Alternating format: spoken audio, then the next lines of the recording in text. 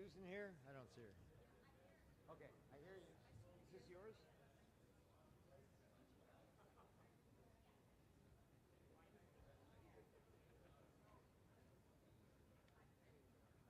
Is that yours? Okay, hello everybody. Come on in from outside. It's time for the second keynote of the conference. Something different from this morning, for sure. Our speaker is Susan Schneider, who is director of the Center for the Future Mind, the William Dietrich Distinguished Professor and at the Center for Complex Systems at Florida Atlantic University in Boca Raton, which I was fortunate enough to visit a few months ago at her invitation, and it was a great place. We had a great conference. And she's a philosopher and knows physics and a few other things. Maybe she can remind me, but it's my great pleasure to introduce Susan Schneider. Let's give her a round of applause. Thank you. Let's see if the mic is on. Can you all hear me? Stuart, thanks for the kind introduction and all the great parties and talks. Hello, Tucson. Good morning. So today, at this wonderful conference that thinks about reaching higher levels of consciousness, I'm going to talk about some AI doom and gloom and have a call to action about ways that we can achieve a higher level of consciousness if we move forward correctly and mindfully of what I call the global brain. So let me tell you about the idea of a global brain. Well, let's think about the possibility that we are now part of something larger, a larger form of intelligence. Sometimes I call it the computronium. The computronium is made by us, and it depends on us. We are nodes in it, I will argue. And its shape is sadly determined by market forces involving social media, compute, and more. You're part of it. And the decisions we make as a society to shape it will shape the future of consciousness and cognition in us, as well as in the larger global brain network. To talk about this, I need to give an argument. It's called the global brain argument. And it draws from scenarios about the future of AI, such as widespread technological unemployment, powerful multinational tech companies with advanced cloud-based AI at their disposal, the widespread use of wearable AI devices and or brain-machine interfaces, which you just heard about in the last panel.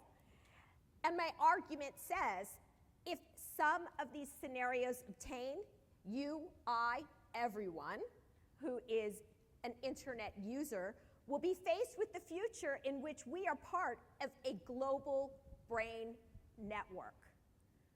Okay, so I'm writing a book on this. So in a way, this talk will be very impressionistic. There'll be many slides where I really need to write a chapter about the topic, and I have about 40 minutes to lay everything out. When I started the book, I had to write a proposal, and I like to read this passage just to give you a sense of where my thinking is at, give you a general sense before I delve in to each of the premises in the larger argument. So here's a passage that I think is characteristic of my rather doomsday thinking. So here is an idea I find horrible yet hard to resist. We are already part of a computronium, the internet, a massive network that utilizes matter and energy throughout the globe for its computations. We are the sensory transducers delivering inputs into scores of machine learning systems. In the context of deep learning, in particular, the data itself shapes the algorithm. Today's algorithms are but a disunified hodgepodge of fairly unintegrated programs. But over time, this disunified labyrinth of code will further integrate in order to facilitate faster, higher bandwidth information transfer and communication between devices in the Internet of Things. Perhaps a single, highly integrated system will emerge and become, say, super intelligent, outperforming humans in every intellectual respect. The Internet computronium is created by us and it depends on us.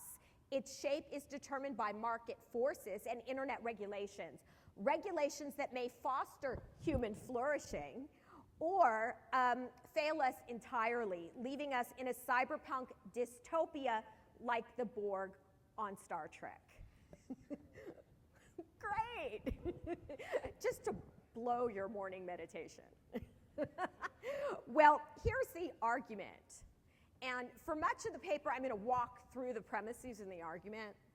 So let's pay attention to it, and I will show this slide at several points to remind you of how the argument is progressing as I go through each premise. All right, so premise one I call a hyperintelligence premise, and it says that AI continues to get smarter, and eventually there will be what I call hyperintelligent AIs, being either savant or super intelligent systems, and I'll go into this shortly. Premise two is what I call the global brain premise. It says that one or more hyper-intelligent systems has an extensive cloud presence. The system includes causally integrated AI services, and by AI services I just mean things like apps and programs that you utilize, such as Zoom and Skype and Gmail. And they're often nowadays, as you know, fueled by generative AI such as ChatGPT and whatnot. Search engines, of course, are part of these AI services that are causally integrated, as well as an extensive network of location sensors, for instance, that you can see, location trackers and whatnot. Some of these things are obvious to you, some not so obvious. Well, if you have a highly integrated and increasingly intelligent group of AI services, at a certain point, I believe it will be something like a global brain. And here I'll be talking about what that means, but think, for example, about the constellation of Google services as it gets more and more sophisticated. Think about generative AI as it improves and becomes smarter and smarter. We might call that a Google network, a global Google network, for example. Premise three is what I call the nodes premise. It says that people become nodes in the system by wiring into the cloud hyperintelligence. Either they are neural linked along the lines of a sort of Elon Musk-like BMI project, I call that neural linking, or they have wearable technologies, or a combination of both, of course. Premise four says that if premises 1 through 3 obtain, these wired-in humans are part of a global brain. Premise 5 suggests that premises 1 through 3 obtain, or I'm going to explain that I'm going to be a bit cagey about when these premises actually happen. I think they're on their way. I also think that because a lot of this involves cybersecurity and other issues that the public, all of us, myself included, are unaware of, some of these things may have already obtained, but we wouldn't know it. But I believe if premises 1 through 3 haven't obtained, and I think the neural linked aspect has not, society is not neural linked in, but when that happens, we'll get to a point, probably within the next 5 to 10 years, in which we are part of a global brain network. So the conclusion then is that wired-in humans will shortly be, or already are, part of a global brain network, not necessarily Google. Okay, that's the argument that I'm going to make. And you probably have a lot of questions, and the good news is that I actually have time to walk through these premises. But I think the most interesting part comes when we talk about the impact for human flourishing. I will probably get a little doomsday as I talk about these premises, but I think most of the discussion about human flourishing will come in sort of part 2 of the talk, where we reflect on the implications of the global brain argument. All right, so for now, though, let's turn to premise 1, which is that hyperintelligence premise. I had to make up a term, hyperintelligence, because I didn't want to say superintelligence. I have a lot of philosophical qualms about the use of that expression. The hyperintelligence premise simply says that AI will continue to get smarter, and eventually there are hyperintelligent AIs being either savant systems, I'll tell you about that in a second, or the more familiar category of superintelligent systems. Superintelligent AI has a technical definition. I think some people use it more loosely, but for example, in Nick Bostrom's book, which was very influential on this issue, it is defined as an AI that's smarter than humans in virtually every respect. Mathematical thinking, musical capacity, meditational abilities, social skills, and more. Now that is huge. To claim that we will ever achieve superintelligent AI is a huge claim. Okay, and Nick, when he was thinking of it, he had a sort of trajectory for achieving superintelligence. And I don't even agree with that trajectory, all right? But notice that my premise doesn't require that superintelligence is achieved. Instead, I appeal to a weaker form of AI that I call a savant system, and I'll be delving into this in the next slide. It could even be a form of next generation generative AI, say GPT-7 or something like this, okay? Now, as a result of that, notice that premise one kicks in sooner. It doesn't require superintelligence. It requires hyperintelligence, which is, defined as either superintelligence or a savant system. So that's interesting to bear in mind. Now let me tell you about what a savant system is. Okay, I hate the term AGI because when you talk about it, artificial general intelligence, everybody fights about what it means, right? And then you never know. Some people claim it's here. Some people claim it'll never be here. It might be because they have different definitions of AGI in mind. Well, here's what I think. One way of thinking of AGI is this sort of very strong idea of achieving something that's functionally identical in behavior, if not processing capacities, to a human. So it can do all the things that humans can do, intellectually speaking. Maybe it's not embodied, though. So maybe it's not like a robot that can make breakfast without burning the house down. But it does have general purpose reasoning. So it can go from thinking about Mozart to thinking about making breakfast, even if it can't carry out the actual activity because it doesn't have arms. And then it can go to thinking about animal consciousness, and it can connect together a range of topics, and it also has a multimodal capacity. So it's not just a text or language-based system. It can also connect imagistic files, say, in its database, to text, and so on. And of course, many of you already know that generative AIs exist that are quite multimodal. You can get on DALL-E, for example, and see what it can do. Now, an AGI in the traditional definition, though, is this entity which is functionally a lot like us. It's what philosophers might even call a functional isomorph. I think that's way too strong of a notion of artificial general intelligence, though. I mean, we may never even achieve something functionally isomorphic to us. I mean, AI companies may never even care about doing that, right? I mean, look at GPT. It can do some incredible things, GPT-4, in terms of its ability to instantaneously access huge amounts of data. And that's something that surpasses us already, right? But then it's deficient in other sorts of ways. The other thing about AGI is if you think about it in a more watered down way to encompass domain general systems that might be different from us and which are also multimodal, you'll notice that non-human animals achieve this as well. They're great examples of AGIs, your dog, your cat, okay? Even if they can't speak a natural language. They have systems of communication, but they don't speak a natural language. Well, okay, there's a lot of debate right now about whether these large language models like GPT-4 have actually achieved a sort of early version of AGI.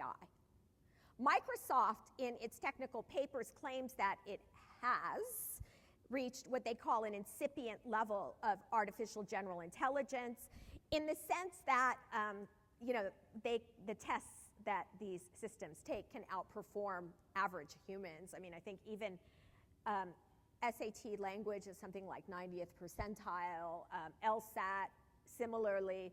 So that's quite impressive, and you can seamlessly interact with them until they start hallucinating. I mean, you can have like interactive conversations. Sometimes they even go off the rails, right? You can jailbreak them, which is kind of fun. But I mean, basically they would pass, I think, a Turing test unless Gary Marcus was the judge. You know, somebody who's a real insider, who knows exactly how to, you know, flip them up, and who's actually committed to the idea that they're not AGI. So I'm going to say that these kinds of systems are incipient AGIs, even if they're not functionally isomorphic to humans.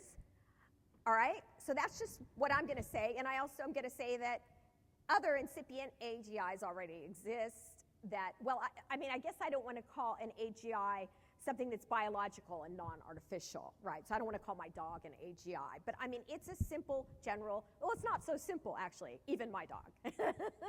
But it is a general purpose reasoning system that's multimodal and which is domain general. Okay, so what's a savant system then? Well, I think these generative models, as they grow more and more sophisticated, are more like savants than superintelligent systems. They surpass us in certain ways that involve sophisticated memory databases, pattern recognition, even mathematical processing that's impressive in some of the systems, and so on. But they're not at all equivalent to the human brain on so many levels. So for example, moral reasoning has been a big source of concern, right? I mean, why think that these systems have human-level moral reasoning? And there are other aspects of interacting with these systems, even linguistically, that indicate that they're more like savants, having very impressive, almost superhuman skills to access massive amounts of information and answer almost instantaneously that we don't have, but then being very subpar in other ways. I think it's important to remember that these are more like savant systems rather than strictly functionally isomorphic AGIs that mirror human capacities.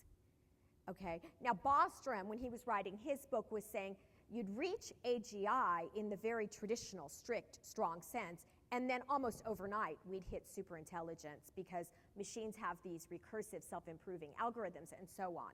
But if you think about the trajectory from the vantage point of savant systems, it gets even more scary, I think, actually, because we will see the rapid improvement in certain domains while there are really glaring deficits in others. And that, I think, is more characteristic of what will influence the global brain.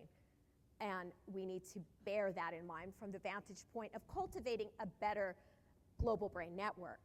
Okay, so then savant systems, in some, have all sorts of deficits relative to normal humans while leaving us in the dust in other ways.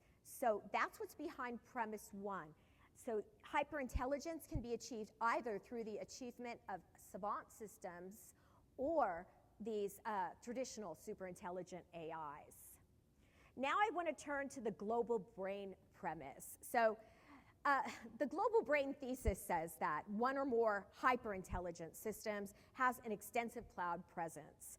And the system includes causally integrated AI services, leading apps, large language models, search engines, location sensors, and so on, as in, say, for example, a global Google network. Maybe a global brain system exists already. Maybe China, for example, has a lot of integration between its AI services and its companies and its government surveillance system, and we just don't know it. Maybe there's some hidden capacities that big tech has access to that they haven't laid out yet.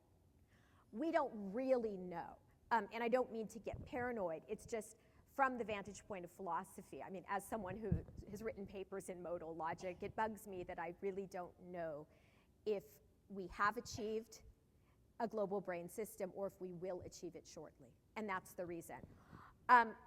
So this does seem, no matter whether it's here or not, like a reasonable approximation of a future in which governments and or big tech create what I call AI megasystems. AI megasystems are savant systems of interconnected AI services fueled by generative AI. For example, I say this together with Kyle Killian in a recent op-ed for the Wall Street Journal. So you can see that there are various scenarios in which a global brain network could exist. It could exist in the form of tightly integrated corporate/governmental systems in AI superpower countries, or it could just be something that a tech giant alone achieves. So by a global brain, I mean an AI superpower system. There could be several of these. You, right now, could be nodes in several of these unbeknownst to you. And as I will explain, I think this has some really interesting implications for the field of philosophy of mind and for consciousness studies. So, more generally, the ingredients of a global brain scenario include market forces pushing for smarter large language models, even workflows of mega large language models, that's my expression, consisting in different brands of large language models. So GPT-4 talking to Claude in a workflow environment, and so on and so on. Networked digital workers, that's the wave of the future. It will take some of our jobs. Facial recognition systems, personal assistants, autonomous vehicles, not saying that will be achieved anytime soon, and so on. An increasingly efficient and integrated inventory of Internet of Things items in your homes and businesses, and humans who utilize metaverse or cloud-based services for work and play. A more and more unified group of environmental sensors tracking biological weapons, pandemic risks, environmental hazards, cybersecurity risks, all which are unified into a world state sensor program, linking together a variety of smart cities, smart countries, smart organizations, and more. One or more global tech giants that own the engines and have great political power. Cooperation with certain governments.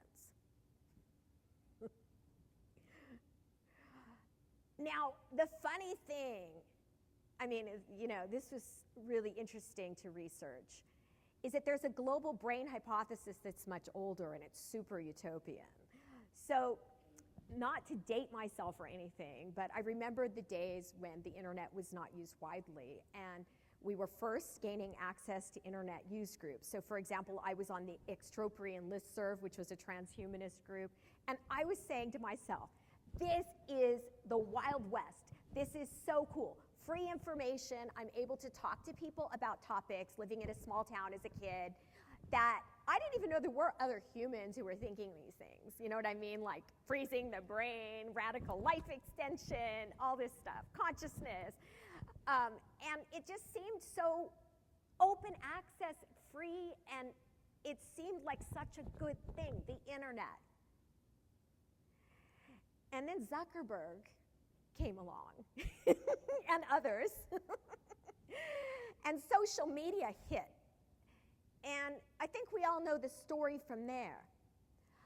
But at this early moment, there were some really interesting books on the internet coming out. And there was this older global brain hypothesis. There are a number of books. And it tends to be very utopian because it was before social media bubbles and election messes and all of that. It didn't anticipate the ills of cyber wars or the control problem or any of this. We can learn a lot by contrasting my view with the older global brain hypothesis. It's a good way of determining exactly what I mean by the notion of a global brain. The older hypothesis has three basic claims. First, the internet will increasingly link its users into a single information processing system that functions roughly like a collective, self-aware nervous system at a planetary scale. That sounds really cool, but I don't believe it. I mean, it does sound science fiction-y, and I do confess, you can probably tell I read a lot of science fiction. So let me distinguish my view from that one. I'm not committed to the view that the entire internet will be a hyper-intelligent system, for one thing. Only pockets of it might be, but it could span the globe, nevertheless, in the sense that it could have sensor systems all across the globe and many users could inform it. I'm not committed to the intelligence having feelings, consciousness, or self-awareness, except maybe in a very watered-down sense. And I'll talk about that a little bit later. And it's not clear how far to push the analogy with the nervous system at all. The older global brain proponents point out that web browsers, search algorithms are like a basic prefrontal cortex, and the like buttons are like a primitive amygdala, okay? Further, web pages are said to play a role similar to neurons and are connected by hyperlinks that are like, neural connections, and they form a kind of associative network.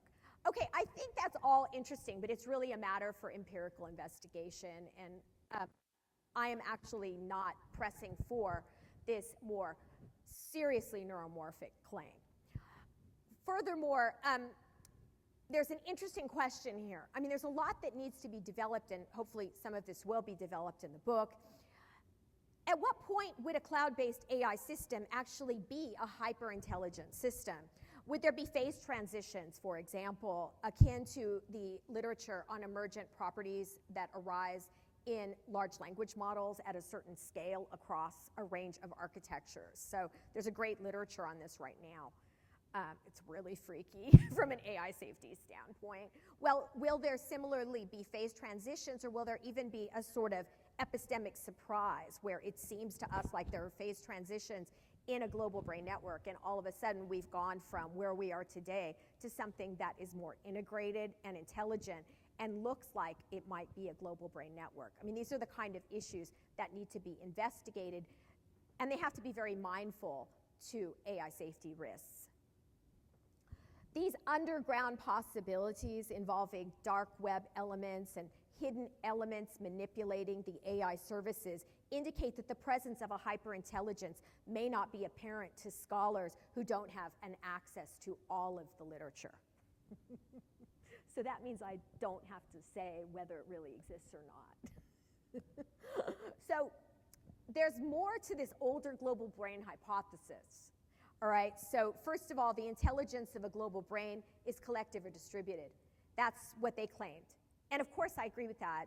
And then the other claim is that the system is usually said to have self-organizing emergent behaviors between its components. And yes, I also agree with that, although the issue of emergence has to be investigated on many, many levels. Okay, so here's the argument again. I'll let you just take a quick peek at it again to digest it in case you didn't write it down. I'll show it to you later in the talk as well. I won't show it to you long enough to figure out if it's valid. Just kidding. The nodes premise. Okay, so premise 3 is the nodes premise. It says that people wire into the cloud hyperintelligence. What does that mean? Well, it means either they are neural linked in through brain-machine interfaces, or they have wearables such as smart bodies, or a combination of both. An example is a future metaverse. If you look at the Zuckerberg video of the metaverse on YouTube that came out, you'll see an example of that. If it doesn't scare you, you're lucky. A node, okay, I'm a metaphysician, so I just need to say that it's what philosophers call a concrete particular. It's a physical object in the world, a physical thing, that provides sensory inputs or computes a function for the hyper-intelligent global brain, okay? So it's, for example, a server, your laptop, your brain. That's what it is. That's what a node is. So when I say you are a node, that's what I mean. I think people will be wired in to the global brain in some way, to the extent that they do use this incipient well, they use either today's internet, assuming that it's a global brain network already, or they will be wired in the future to the extent that they are users of the internet. But it's too early to tell whether the sensors will be physically embedded in the brain or will just be external wearables. But let's talk trends.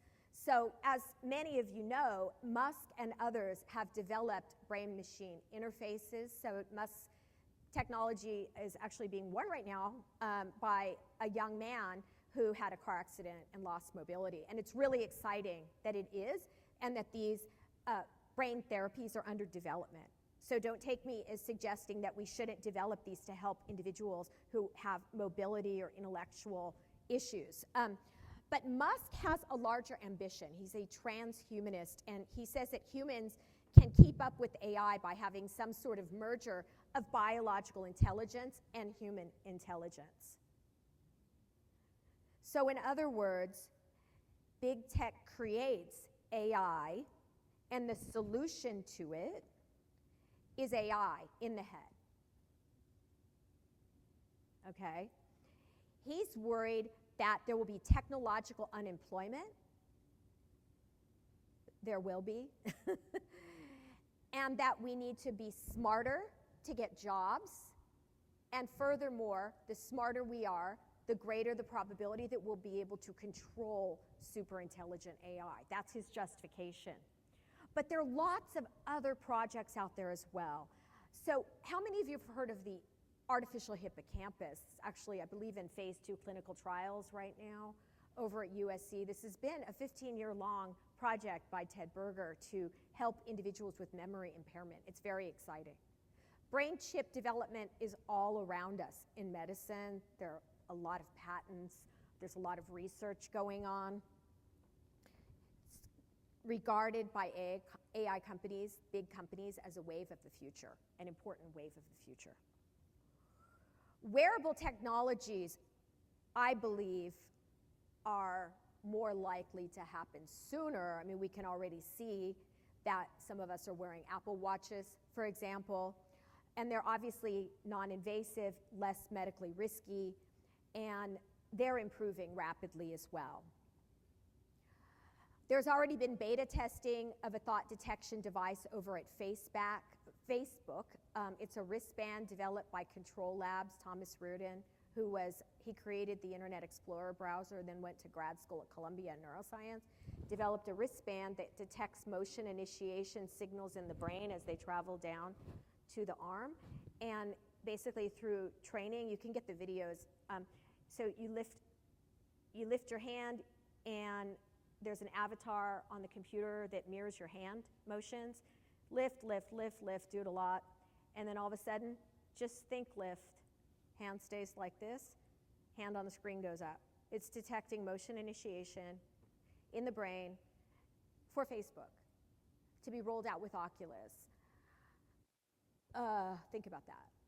Think about the implications of that, and think about a wearable device that allows you to have all kinds of motion in different limbs, or even create limbs that no longer exist, that don't exist. You could have, say, as he says in one of his talks, an arm of an octopus. And if you can train your brain to do it, if you can put, a band or some device somewhere on your body and begin training, you can actually have an avatar that looks nothing like you and does all kinds of novel things. It's absolutely fascinating, right? It's super cool if you're interested in consciousness, mindfulness, and the potential of the brain. But if you think about Facebook having that data, that worries me, because this is thought data. And thought data will be a fire hose of new information to hoover up for these large language models. Unregulated information, your innermost thoughts. Well, even now, algorithmic loops exist with user nodes. So think about using Facebook and having a dopamine surge when someone likes your post. That's a loop. You're in it. Your behavior is being controlled. It's these kinds of dopamine surges cause you to stay on the platform longer and go on more, and therefore buy their things. This is the surveillance capitalist model. It's going into your brain and your behavior. Fast forward to the global brain issue, and you can see now how you as a node could be impacted by the larger computronium of which you are a part. Your behavior could be controlled in ways unbeknownst to you.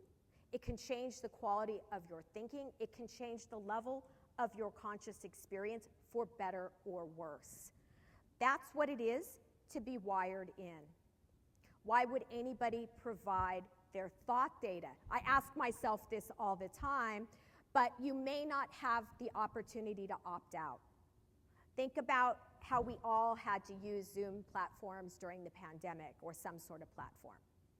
Even now, depending on our jobs, there are all kinds of AI apps that we cannot opt out of. That's one issue. But also people like the idea of the next big thing. They may want a game, so they may want that wristband and so on. And also, you may just be excited about, say, a great meditation app, right? That where you agree to share thought information, and God forbid the company goes under and it decides to sell its data to some company that is not respectful of the data privacy issue. People could, believe that they could upload their thoughts. That's another scenario. So they start to make digital replicas of themselves. Or they might want to date an AI. There's already an AI app out there. I believe it's called Replica, where people are falling in love in a her-like fashion with their AIs. Technological unemployment. You know, you may have to wire in to keep your job. All of this leads to the possibility of a very authoritarian global brain system or some sort of surveillance network just to make money. Okay, so only one of these situations needs to obtain for us to be nodes in a global brain network. Well, here's the argument again. We just went through the nodes premise, so I think now, hopefully, you see the reasoning behind my conclusion that wired-in humans either are part of a global brain or will be part of a global brain. The most important thing to ask, if you find this argument at all compelling, is what the heck it means for human flourishing and for consciousness. So let's ask. Is it good or bad? What are the implications for metaphysics of mind and for the nature of conscious experience? Let's start with the good or bad for human flourishing issue. The scope and impact of this form of algorithmic intelligence, this computronium, depends upon geopolitical forces, computational and energy constraints, regulatory factors, and so on. This is why it's incredibly important that we study it. We think about where it's all headed and how we as nodes will be impacted. Policymakers, theologians, individuals within the consciousness studies community, people need to turn to this issue and think about where it's all headed and what they can do. Today's AI ecosystem of AI services gives me pause. Whether these services are instantiated in a Western country or in an authoritarian dictatorship, the possibility of some kind of surveillance, mind control, and manipulation of our innermost ideas and loss of data privacy abound. These kinds of issues are all around us. So, in an earlier book, I talked about transhumanism, the idea that I find really intriguing that science can be used to impact human flourishing for the better. You know, that's become a very important issue. I mean, people like Elon Musk are transhumanists, the late Stephen Hawking, Nick Bostrom, you know, a lot of individuals working on the future of AI. My colleague in the Center for the Future Mind, Natasha Vita-Moore. Well, the Musk and Kurzweil perspective, they say that wouldn't you want to be a node in a global brain network to participate in and achieve a greatly enhanced form of intelligence? So that's a sort of utopian view, that if we participate in this, we might hit a singularity and we'll reach a point where, say, there's not a lot of resource scarcity, there's disease cures, and we raise ourselves to a higher level of thinking, maybe even a higher level of consciousness. Well, I think I've provided a more sober-minded perspective where we need to think about like the pollution, idea pollution of these AI chatbots and how that could affect us, as well as data privacy and surveillance states and whatnot. Further, I don't think you can ever really achieve a global brain level of intelligence. So if somebody tries to tell you that you should wire in to a global brain network, you should think twice if your reason to do so is something like brain uploading or reaching that higher level intelligence the way Ray Kurzweil envisioned in his books. And the reason is that you could never process all of the information that, say, GPT is capable of instantaneously throwing back at you. You don't have anything but a very basic working memory and attentional system. We have very low bandwidth attentional systems. You might say maybe we can augment. I'll get to that shortly. The problem with that, let me take that up now. And I've taken this up in an op-ed with the New York Times recently, is that there may be something called a consciousness ceiling on human brain enhancement. So in the book Artificial You, I talk about a bunch of philosophical issues with brain enhancement, but I didn't talk about this one. And I'm not going to retrace the issues today in that book, but think about this. There was a session earlier on the neural basis of consciousness, and unfortunately I wasn't in town to actually see it, and you know that there's a big debate on what the neural basis of consciousness is. Suppose, for the purpose of argument, there's something like a global workspace in the brain, and that part of the neural basis for consciousness involves these attentional and working memory systems. I don't know that a microchip will be the right stuff for replacing the neural basis of consciousness. We just don't know whether machines are capable of consciousness. You see? If you want to augment in radical ways to be able to process at the level of a global brain, well, first of all, you don't have servers all over the place inside of your skull, right? But why think that a microchip could actually augment or improve your attentional or working memory systems when we don't even know if it can be the basis for consciousness, because we don't know if machines are capable of consciousness. Now, I wrote several chapters on these questions in my book, Artificial You, and I can't really go into all these issues, but I did argue for a sober-minded perspective on the question of machine consciousness for a number of reasons. Okay, well, humans, however, could potentially upgrade becoming more intelligent through other means. And maybe you could add a chip to the sensory periphery or something that's not in the parts of the brain that underlie conscious experience, and you'd have more information. I am skeptical, though, that you'd be able to process it without radical augmentation of your working memory and attentional capacities. I think you'd just see a lot of working memory and attentional bottlenecks. So I think there's a limit to what we can achieve with respect to staying on parity with the global brain. There are so many AI safety implications of these savant systems. Savant systems have bizarre deficits. I've outlined those. The control problem kicks in here. And the new control problem, I argue, are these mega systems of AI systems in which there'll be unforeseen and computationally intractable issues that arise for the future of AI that are compounded when humans themselves become nodes in these systems. If you think the AI black box problem is bad, where AI seem opaque in the context of deep learning networks, because even now, say, in a, say, Go playing program, we can't tell why the machine made a move it did. That's nothing compared to the intractability and lack of transparency that would be instantiated in a global brain system, which consists in millions of individual minds like ours, as well as AI services, cyber elements, in the dark web, and so on. Okay, well, there's a lot to think about here.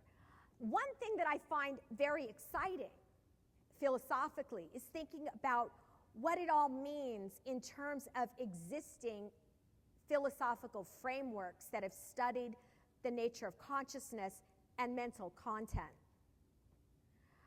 So notice that if there is something like a global brain, it would seem to me like a case of extended cognition, right? I mean, that seems fairly uncontroversial. So I think the Andy Clark, David Chalmers program, they called it the extended mind. I get more nervous with the use of mind. For me, maybe it's just personal. I think of minds as essentially conscious entities. They're capable of consciousness. I'm not sure if AIs are. I'm not sure if a global brain is. But I do think it's a case of extended cognition. System externalism. This is a view that I just coined the other day. I think that it's an issue here in the context of the global brain. What does that mean? Well, you don't know the nature of the larger cognitive system of which you are a part.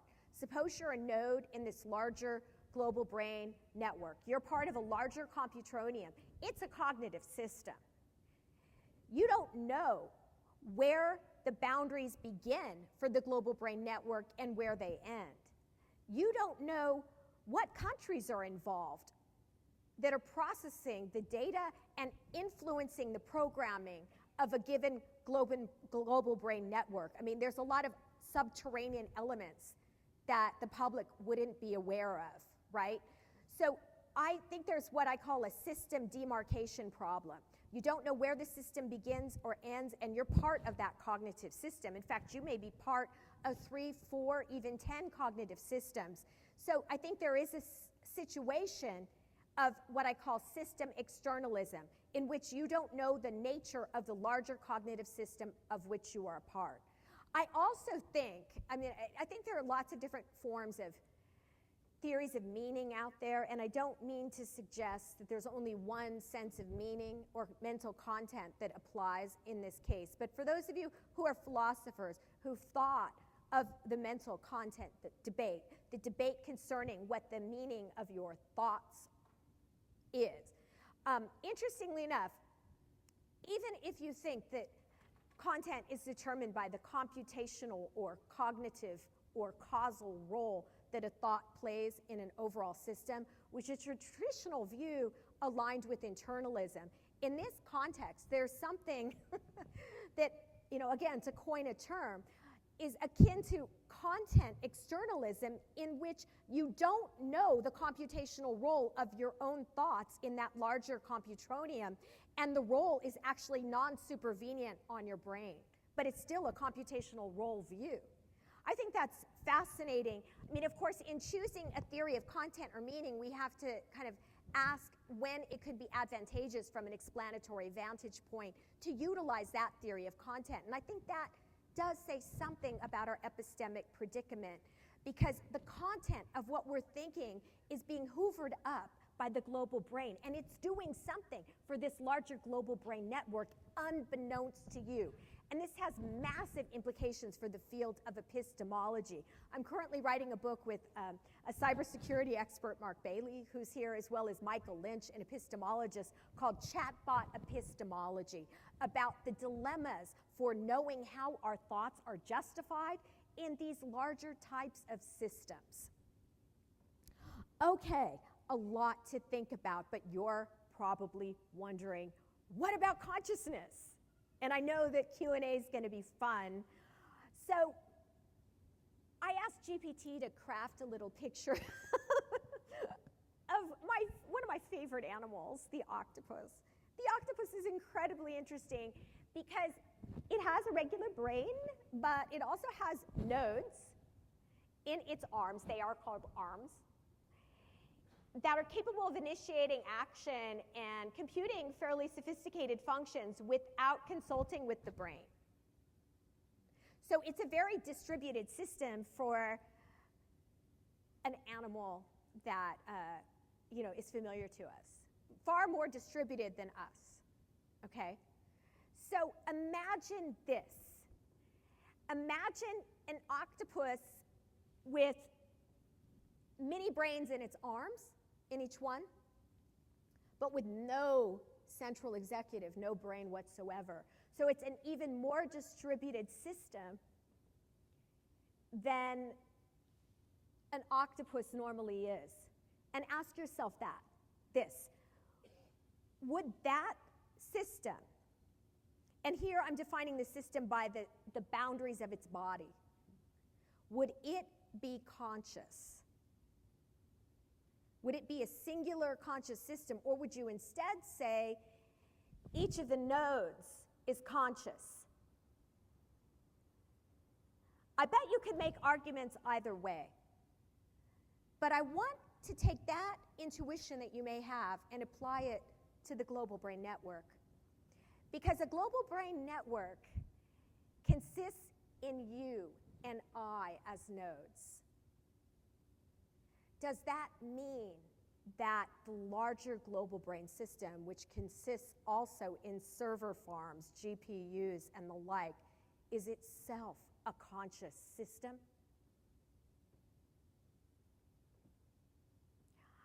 I don't think so. I don't think so at all. But there are versions where you can frame a global brain that is conscious.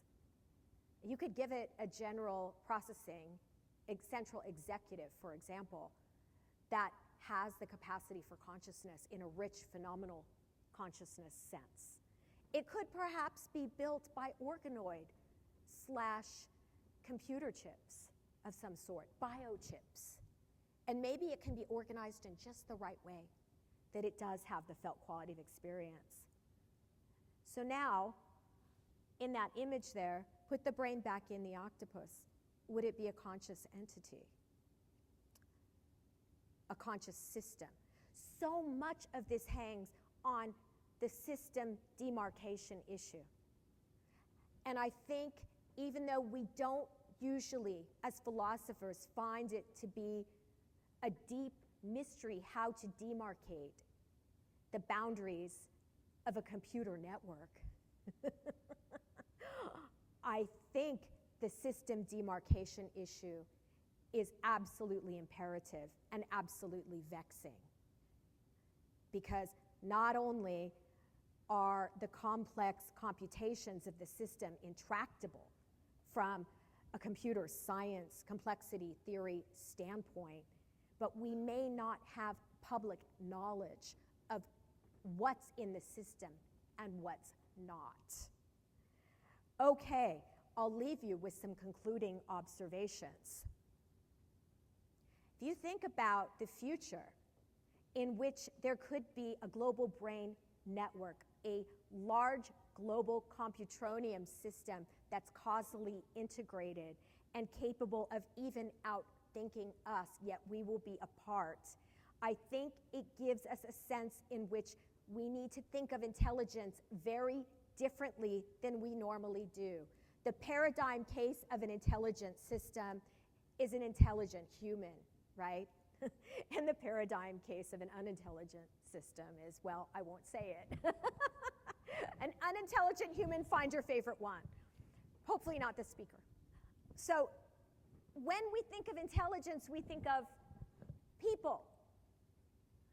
But why not think of a planet as being capable of intelligence, or a global brain as being capable? And to the extent that it may be controlling us and outthinking us, then maybe man should no longer, or women and men should not be the measure of all intelligent systems. In fact, maybe we had better start thinking instead about human-machine interaction a lot more in the context of the study of intelligent systems. Furthermore, the human future depends on shaping a better AI ecosystem, controlling global brain development, and understanding human-machine interaction, especially in relation to the regulatory decisions that countries make about the future of AI services. And do not assume that the greatest intelligences need to be conscious. This is something I argued for in my book, Artificial You, And I think the example of the hypothetical distributed octopus without a central brain is an example that calls into question the idea that that global brain system is obviously a conscious system, even though it has conscious nodes. Finally, do not assume that the evolution of the global brain, computronium, is Darwinian. It's not. It's a form of evolution, but the evolutionary principles are constraints on compute, regulatory principles, ideas in the head of big tech executives while they're on their yachts thinking of the next big thing. All of these market forces, leadership decisions and aspirations with AI, none of these things are traditional constraints on Darwinian evolution. We don't have a theory of the evolution of the global brain. We haven't really thought much about it, and I think we need to start. Okay, so we think of some of these issues at my center. Join us for the MindFest conference. I know Stuart had a lot of fun. And we think about the future of intelligence there. So if you want to learn more, you could hit our webpage and attend our MindFest conference. Thank you for your time.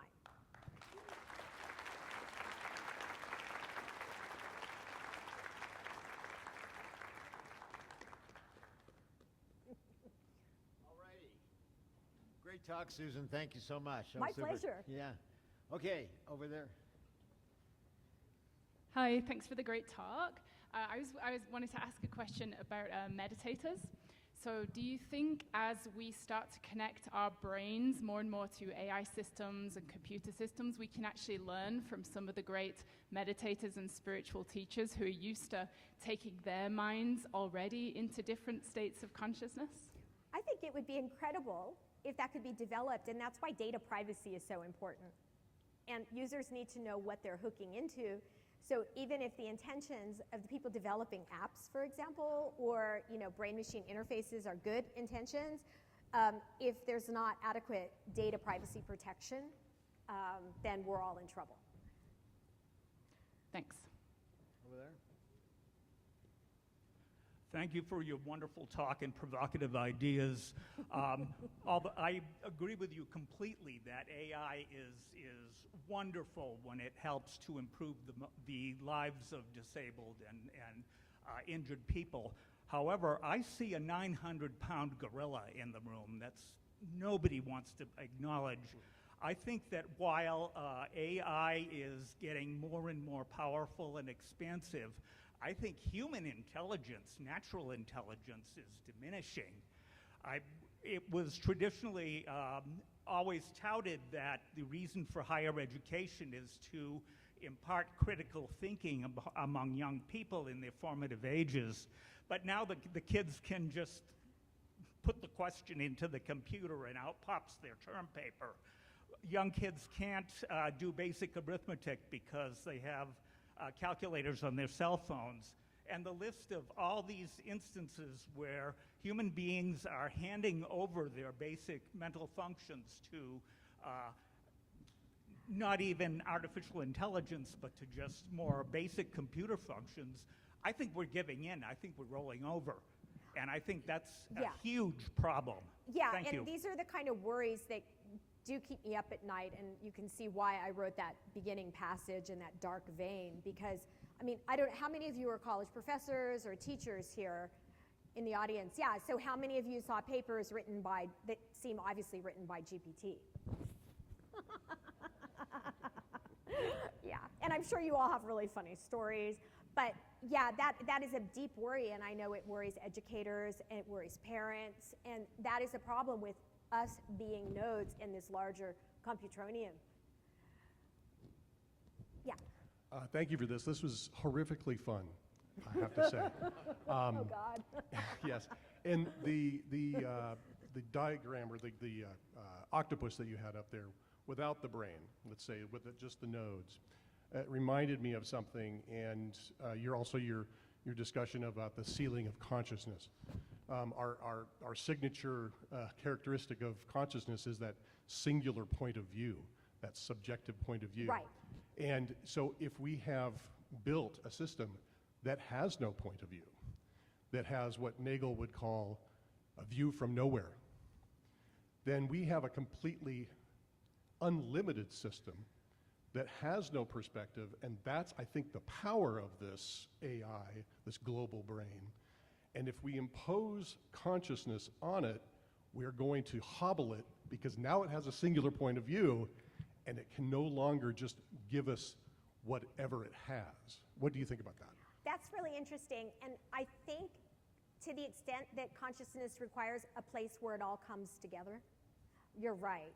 And that's why I'm skeptical that you could have consciousness scattered throughout the universe, because to have a singular place where information comes together would just take forever. Or maybe the universe just thinks super slowly, right? But I mean, information transfer between here and, say, Proxima Centauri is like 8-year round trip. And I don't think that a global brain network needs to have that, although it could be fashioned to do so in a range of different ways, right? So we should not anthropomorphize. We shouldn't assume that a system necessarily has a what it's like, and it would really depend upon the architectural and implementational details of the particular network. Yes, thank you. Hi. Thank Hi, you. let's switch side. Oh, this side? Susan, I think we're... Oh, we're I'm gonna sorry, we're going alternate. off and on. Yeah, yeah, Okay, yeah. okay. Otherwise, one line, yeah. Okay. Well, thank you, Susan. As an environmental scientist, I feel way out of field here, but I'm thankful for the welcoming that I've had. I'm here as part of a project to develop what might be called, thanks to your presentation, I now know to call an alternative global brain, a green global brain, an environmental global brain that is dedicated to the flourishing of the biosphere primarily, as well as human beings. I love it. Woohoo! So I think part of the requirement for this would be starting from the ground up, literally the ground up, with a very different system, using neuromorphic engineering to develop a brain-like system that is more organic and also fits into the environment, could actually be out there, not inside a air-conditioned, hermetically sealed room, but integrated with plants, animals, and water. I love it, and that is akin to the older hypothesis. And you know, it raises a very important issue that maybe some of the global brain networks will be more ethical than others, right? I do think world state sensor systems are necessary to avoid hazards, and that they can be utilized for a positive end, and sadly could also be utilized for, you know, bad forms of surveillance and thought control and whatnot. A quick and shameless plug. I'm presenting a poster on this later Oh. today, so Cool. I welcome anybody Very to cool. come and talk. Thank you. Hi. Well, thank you for your presentation. I just recently moved from South Florida, so I appreciate the infusion cool. of East Coast energy.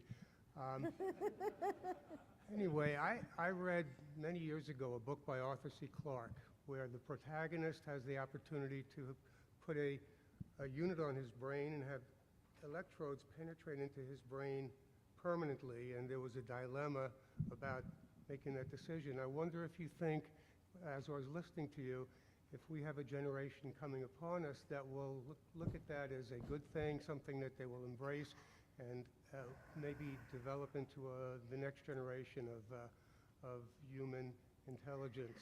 And by the way, I don't think that consciousness and intelligence need to be the same thing. I think you could certainly have vast intelligence without it being self-aware. So you make an excellent point. I agree with everything you just said. So, yeah. Hi, thank you so much for the great talk. And I was just wondering, in terms of the practical applications, cost to action, is there any additional or alternative suggestions you have for how people can tackle this problem on top of like what the effective altruism or AI safety movement is already doing? Yeah, great. I do think we need to be, like, you brought up EA and AI safety, so I do think a more cautious approach to transhumanism where we don't look at a future in which we merge with AI or upload or achieve global brain status ourselves. I think we need to kind of change our goals. That's one thing I would strongly recommend. I do think their heart is in the right place, well, at least many of them, not necessarily the one that's about to go to jail. Yeah. But I do think that public awareness is important so that scholars work on these issues, be ready for the future, and also so individuals don't just treat these issues as inevitable. So, one way of reacting to this is, well, you can't stop, say, certain big tech companies from trying to take over, right? But no, we can. We are right now at an inflection point where the global brain can be used for good ends, or it can be used to further the sort of dystopian scenarios that I talked about in which we've seen. And we have to remember that the choice is ours if we act. And I think AI regulations are extremely important. And we also have to remember that we don't need to be co-opted by big tech. Great. Thank you. Yeah. Ooh. Hi, Susan. That was a great but scary talk. So. Thank you. I'm going to need to drink afterwards. Yeah, it's so I think depressing. a couple, yeah. One of the things I wanted to say is that, I understand that this is sort of an evolutionary step in intelligence, but there's many of us here that have a more spiritual background. We believe in a soul, and I think you said your metaphysical understanding of things, and that consciousness is actually the point of evolution, not intelligence. And what I'm seeing is that this system is really an inversion of the spiritual world that we see. The cloud would be heaven, and that the internet would be like that connection that we have into a collective consciousness. But my question is, do you think that we could have like a Bill of Rights for consciousness, in spiritual development within people to be able to develop, because having an opt-out of this pathway, that people are, it seems like it's here. So how do we do that? Yeah, you have to work with the lawmakers, and of course the problem is change that is human-friendly. A Bill of Rights in which people are truly allowed to opt out. So, it's bizarre to think about now, but move, say, 30 years into the future, and there could be a group of individuals, maybe some of us, who does not want to wear wearables, does not want to be a wired-in node. And you think about how the Amish are treated. That's an example of the kind of challenges that we might face. And I don't think tech lobbyists in Washington, D.C. will want to protect a group of citizens from needing to get wired in. And so I think there's a real dilemma here in this country, in particular, to try to get human-friendly AI. I think there's been a lot of concern for AI safety in the alignment sense, but now we also have to move in the direction of the future of the human mind. Think about that as well. Thanks. Yeah. Oh, sorry, I keep doing that. I want to say, first of all, I really appreciate the skepticism in your talk. It's incredibly refreshing to have the idea of the utopia challenged at all, so thank you for that.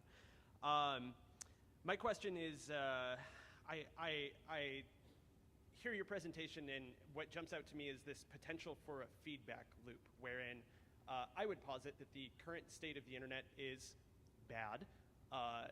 The introduction of AI tools has largely produced a flow of trash content.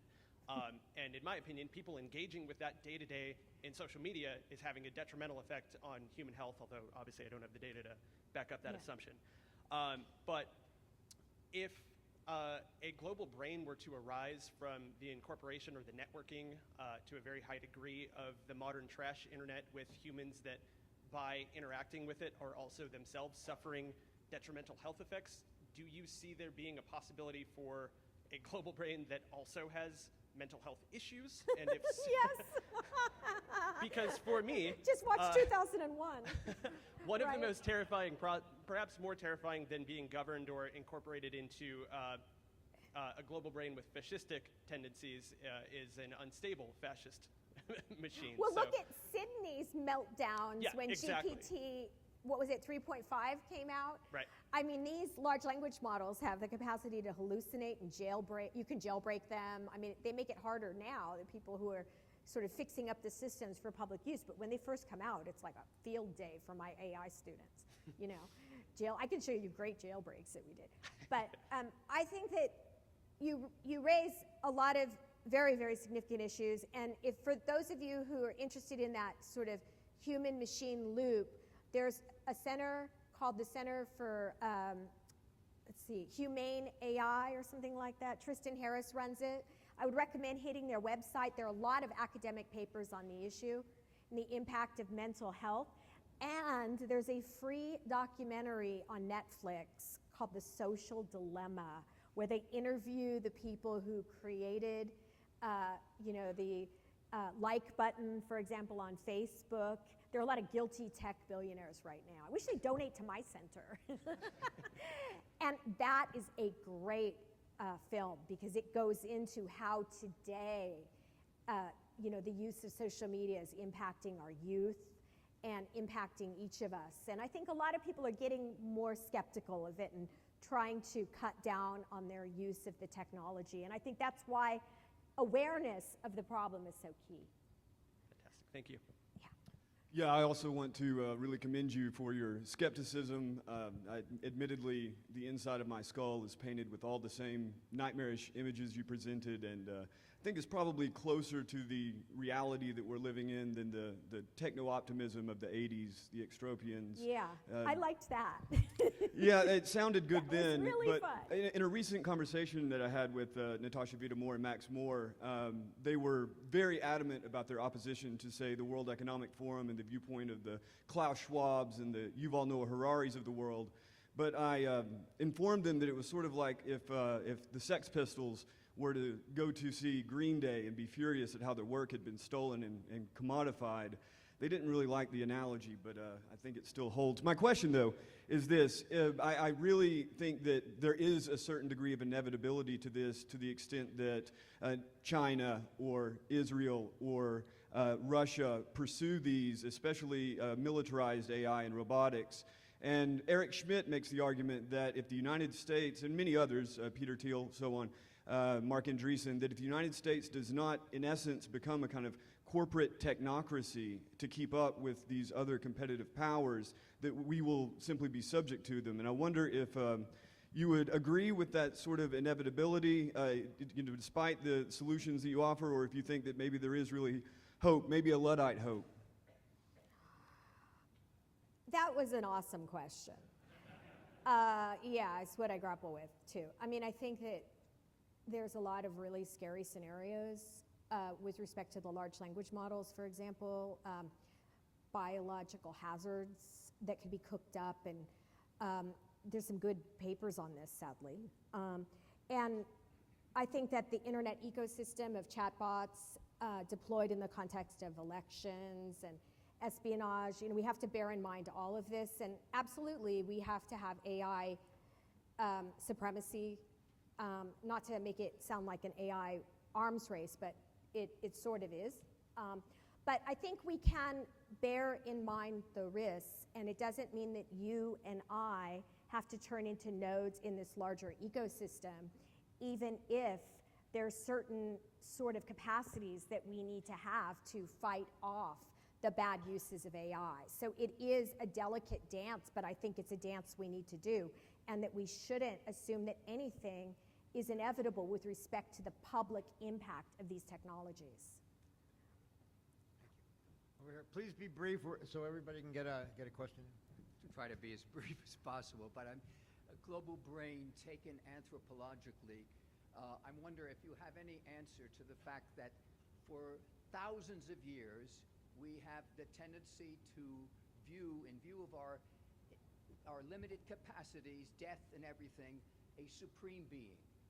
Now, would that, in some way, that tendency over hundreds and thousands of years lend itself to a belief in a kind of compassionate, if that's possible, AI that is, or are we sort of going into that direction because of our tendency to look for some superpower that can answer our problems? Right. I think it's good to try to aim for compassionate AI or to not anthropomorphize. We have to sort of think through the details carefully. But there's been a lot of depictions of a sort of compassionate world AI system, but of course that can go horribly wrong. Yeah. I would caution against thinking of AI as the new God or thinking of the digital entities that we'll be talking to and interacting with that become famous artists and famous musicians and whatnot as persons. I'm really worried about the digital persons issue, and so I think similarly the digital God issue has to be treated with great caution. Yeah. Thank you. Thank you so much for your wonderful and truly memorable talk. I think I don't need to thanks. rely on AI to remember that. I think maybe it'll even spit it out on GPT, right? yeah, so I think that we can all agree to a fair extent that there is an imminent existential crisis coming up soon because of how precipitously all of this has come about.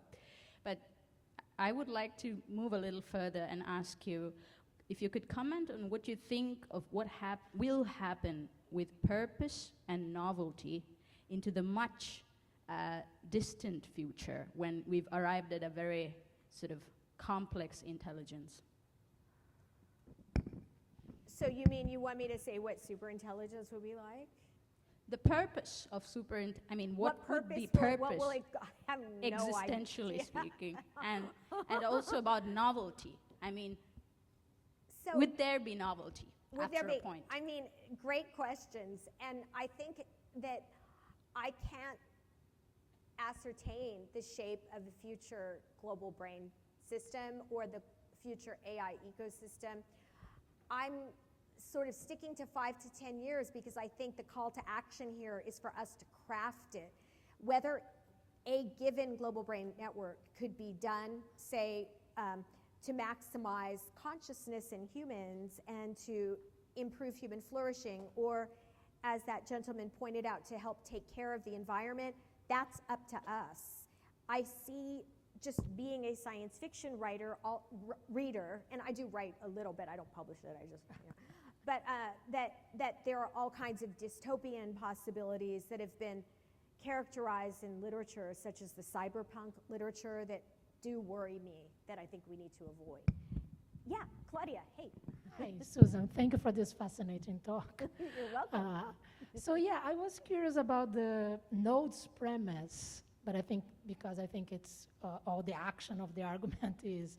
So is there any kind of condition you would think that we need for coupled with a global brain? So do you need a specific type of brain to be a node? Can neonates be a node in a global brain? Can fish be a node in a global brain? Can mouse be a node? Yeah, or we can. need some specific type of cognitive architecture? Yeah, I wanted to be super open. So a node is just what philosophers call a concrete particular. It's an object of some sort, whether it be a brain, a body, a human body, like in the Matrix, right? The bodies were nodes. It could be a mouse. It could be, well, it is a server farm, lots of server farms, lots of fiber optic, well, maybe the cables or the conduits. But I mean, there are particular objects in the world. And I think being a node is fairly cheap. That thing just needs to compute like a subroutine or serve as a microprocessor or as an input unit. And I think right now there's a sense in which we're serving to input information into all sorts of apps. So that's what I meant by node, but I also built in the discussion of wearable technologies and BMIs, and I thought, when you get to the moment where we're wired in, where we are integrated in a loop with those technologies. And my own feeling is, yeah, maybe it's just a gradual thing. We're already starting that. So I think we are, like, you know, if you watch The Social Dilemma, you'll see how we, in fact, when we use social media, can be in behavioral loops, right? But I think as time progresses, as these BMI technologies and these wearable technologies get more and more sophisticated, and as these AI services congeal into more causally integrated systems, it will become even more and more evident that we are wired in to a global brain network when such a network comes to exist. Okay, thank you. Hey, Mark. Hey, Susan, thank you so much. That was outstanding, and I agree with you on all points. I just want to point out, I think it's really interesting that your AI-generated artwork of the octopus has 10 arms, which I think says a lot about AI's capacity to reason, and is a great example of your savant-like systems where it can generate something that's beautiful artwork, but can't reason about facts as they relate to octopi. Yeah, no, it's a great example, and I love your example of what these kinds of generative AIs can do to the larger AI ecosystem, because they'll be, throwing out all kinds of BS, hallucination and whatnot. I mean, look at the papers the students are turning in. And then they're going to hoover up the data that they put on the internet. And the analogy here by a certain friend of mine is a dog eating its own vomit. Right? And so that's what we have to look forward to. Yeah. Oh, and there's a dog. I'm sorry. No offense. Hope I didn't. No, she's the one that's asking the question, actually. So, thank you so much for your talk. A lot of these concerns are concerns that I share with a lot of people as well, a lot of people in this room. So I appreciate what you say about big data influencing this global brain. I've also been very concerned with surveillance state. But I'd also like to take it a step further. So I've worked in immersive technology for over 10 years, developing tools at BCI, in VR. And we've asked a lot of questions to developers as well, how to protect or encrypt a lot of their data, or people who can no longer advocate for themselves with their data being used, like people who've passed away and now are being recreated correctly. So, right. Yeah, so this has been a concern for a very long time. Awesome. But my question here is, the tools that we've used also stem from militarized technology. And a lot of the conversations that I see here, a lot of the papers I see here, have been funded by DARPA, Air Force, the Navy. And I have also benefited from studies that have come out of the VA, so there is a benefit there. But how when big tech is being influenced by national security needs, how can we make sure that our consciousness is not being weaponized, not only against us, but people who can not advocate for themselves? Yeah, I'm glad that organizations like yours exist, because, that is a real, who would have thought that this would happen? But it is happening. And there are AI lawyers now. These are serious legal challenges. It's just a great thing that your organization is involved. Yeah, I appreciate you bringing all of this up, so thank you. Hi, yeah, thanks. That was really incredible. When I think about nodes, I'm really into kind of anthropology and ancient human history, and I'm thinking of like people building the pyramids and these kind of stratified societies that already had, these asymmetric groupings of people, some that had like stronger opinions or more important opinions than other people that were kind of working all together. And so I'm wondering if we could kind of think of this in some senses as like new neurons, like the prefrontal cortex evolving, and we will be more of the brainstem or the the back of the brain or whatever it is. As we think about art, it's easy to think of all nodes being created equal, or like we're going to try and compete with the AIs, but that's not actually how our brain works, right? We have lots of different centers in the brain that do different things, and they kind of like play together harmoniously. Yeah. But wouldn't the brainstem of an AI just be like the power supply? Yeah, maybe the cerebellum. I don't know. Yeah. Yeah. I cautioned against getting making too quick of assumptions that draw analogies to the brain, but I do sometimes tell my students that I think that GPT is something like a crowdsourced neocortex, because it has, the activation functions and weights that are basically associative connections like neurons. So there's a rough analogy, although some people would really see that as a fighting claim, like something to really fight about. But it's a crowdsourced version of us, and it has a conceptual representational map derived from access to, a huge body of human literature. And so it seems a lot like the human brain network in a way, right? But that doesn't mean it works in the same manner. Yes? Really great talk, and Thanks, I Chris. just wanted to comment a little bit. I think the system you referred to already exists. I think it's already here, and I think we're nodes because everyone has a phone. And I think you mentioned a lot of reference to big tech, and they get a lot of the hype, but I'm more concerned about it's not necessarily the big tech. We also mentioned China, Israel, Russia. People have mentioned this. It's happening right now in the United States in the healthcare system, and no one knows.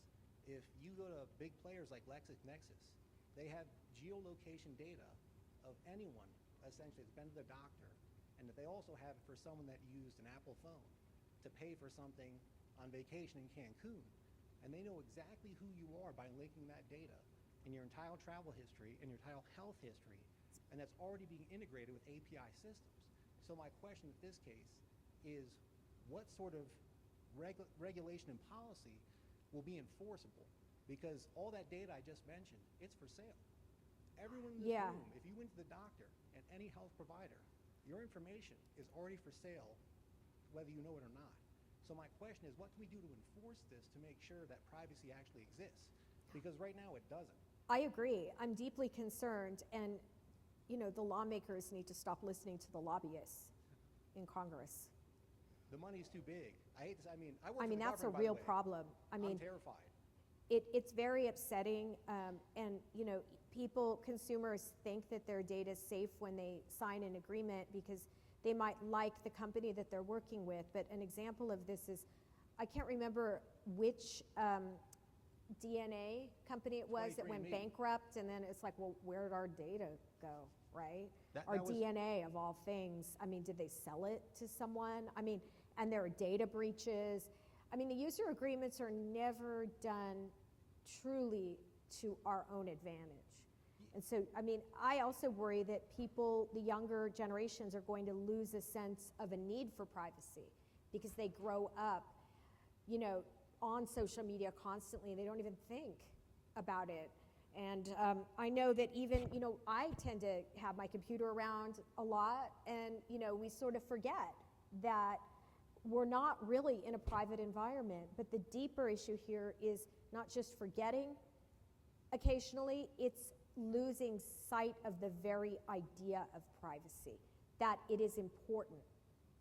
And that, I think, is a very, very deep worry, and it's a reason why it's important to have public discussions of the issue with the younger generations. Yeah. Thank you so much for your talk, and two questions if we have time. So one, an argument that I could see in favor of wiring our nervous system up to a global brain is to allow the AI to be better aligned with our own values. And if I read your position correctly, you postulate that this global brain wired to us would be potentially more dangerous than just an AI on its own. And so I wanted to ask you why, if you could expand on why us wiring ourselves to the global brain would be potentially more dangerous than the catastrophes that a misaligned AI by itself could cause. And the second question is, if these safety concerns you think would increase or decrease if we were be wiring ourselves to a conscious AI instead of an unconscious? Great questions. So I think either way, whether we're wired in or not, AI could be gravely dangerous. So think about an AI system that is involved in an autonomous weapon or a decision, an advisory system in a war scenario. I mean, those, even if those systems don't involve brain-machine interfaces, those are very dangerous. So I don't know if I can answer which is more dangerous, because the context depends on everything. But if you think about it, it's extraordinarily dangerous if each of us are wired in to a system that's surveilling us. And say you have dissident thoughts, or you're in the wrong location, and all of a sudden the AI supervisory system sends the police over and sends you to prison. I mean, it just is a level of Orwellian thought control that absolutely terrifies me. And that's why I think it's so important that we don't lose sight of privacy. Is it safe? If it's a conscious system, you ask, as opposed to a non-conscious system. Here again, I think a context is essential. So in one of my books, in Artificial You, I talk about the possibility that a conscious system could be more humane to us, in the same way that we are, to the extent that we're humane to non-human animals, it's because we're conscious and we believe that the animals suffer, because we're conscious beings and we know what it's like to suffer. Maybe so. Maybe a conscious AI system will have compassion, and otherwise an AI system won't. But it could also be volatile, like a teenager in the throes of hormones. I mean, after all, that's why when Sydney started up, right, with GPT 3.5 or whatever it was, and it said to, like, a New York Times reporter, it wanted to break up its marriage and claimed consciousness and all this stuff. That's why we freaked out, right? We were like, if it's conscious, maybe, immediately people, it's got free will. We can't trust it. It's going to get out of control. It's not going to do what we want. So we're all thinking of humans like that, right? So it really depends. I mean, I argue for a contextual-based decision on the issue at the R&D level, lots and lots of testing. I've offered tests for AI consciousness and Artificial You. I mean, I think that's one way of doing it, but the real challenge with deep learning systems is that these systems are actually data-driven, so you can't really separate the memory from the program. The memory is the program. So as soon as you release something to the internet and it hoovers up that data and changes its weights, its basic synaptic connections, if you will, it's a different type of system entirely, and so all of your safety tests don't necessarily apply, right? So we've got a lot to think about here regarding your great questions. Thank you. Amazing. Thank All you so right. much. Thank you very much. Awesome presentation. Thank you, everyone. Back here, too, for the afternoon plenary. That was fantastic. Oh, my pleasure. Thanks for having me. That's all yours? That's not mine. This is not yours?